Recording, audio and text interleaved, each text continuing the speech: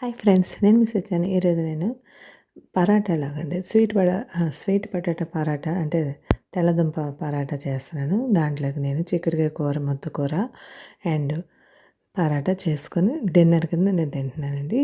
చాలా బాగుంటుందండి. మనకి హెల్త్కి కూడా మంచిదండి చాలానే.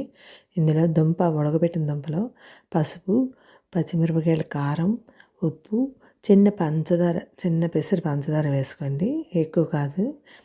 వేసుకొని అందులోనే కొద్దిగా మన గోధుమ పిండి కూడా కలుపుకొని బాగా ఉండలా చేసుకోవాలి. మనం ఇలా ఉండలా చేసుకొని ఒక చిన్న దుంప ముక్కే కాబట్టి నేను 2 పరాటాలు చేసుకున్నాను.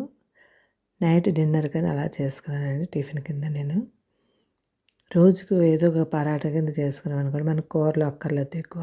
హెల్త్కి కూడా మంచిది. ఒక వయసయ్యాక ఇలాంటివి తింటే చాలా మంచిదండి. మనం ఇలా చపాతీలో స్టఫింగ్ బొబ్బట్లకి ఎలా పెడతామో స్టఫింగ్ అలా పెట్టేవాళ్ళండి. ఇలా పెట్టేసి కొద్దిగా చుక్కారొట్లా పూరీలా చేసుకోవాలి. మనం పూరీలా ఇలా చేసుకొని పెనం బాగా కాలాలి. కాలేక అప్పుడు వేస్తే పరాటా ఎప్పుడు బాగా కాలుతుంది. ఇది అటు ఇటు కాలేక అందు మీద మనం నూనె అయితే నూనె, నెయ్యి అయితే నెయ్యి వేసుకొని తింటే చాలా బాగుంటుందండి. ఈ పరాటాలకి నేను పెరుగు పచ్చడి చేసుకున్నాను. ఉల్లిపాయ పెరుగు పచ్చడి.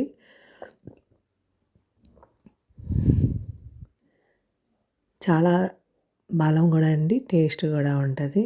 మీరు ట్రై చేయండి. ఇందులోకి చిక్కుడుకాయ కూర కూడా చేసుకుంటాను నేను.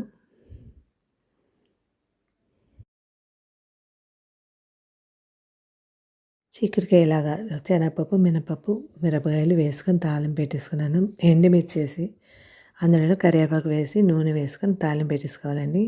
ఆ తాలింపులోనే మనం చిక్కుడుకాయ ముక్కలు ఇలా చిన్న చిన్న ముక్కల్లాగా చిదుపుకొని ఇందులో వేసుకుంటే చిక్కుడుకాయ ఎప్పుడు బలం అండి పిల్లలకైనా. అది ఇందులో పీచు పదార్థం ఎక్కువ ఉంటుంది కాబట్టి తింటే చాలా మంచిదండి, ఆరోగ్యానికి కూడా మంచిది. అందులో ఒక్కసారి ఉడికాక చిక్కుడుకాయ ముక్కలు, అందులోనే దుంప ముక్కలు, బంగాళదుంప ముక్కలు, చిన్న ముక్కలు, ఉల్లిపాయలు, టమాటాలు వేసుకొని ఇలాగ మగ్గనివ్వాలండి. ఇలా మగ్గాక టేస్ట్కి తగ్గ ఉప్పు,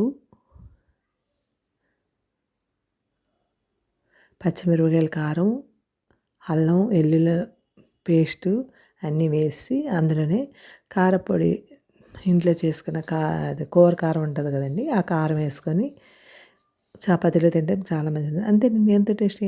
థ్యాంక్ యూ. సబ్స్క్రైబ్ చేయండి, లైక్ కొట్టండి, కామెంట్ పెట్టండి. బాయ్.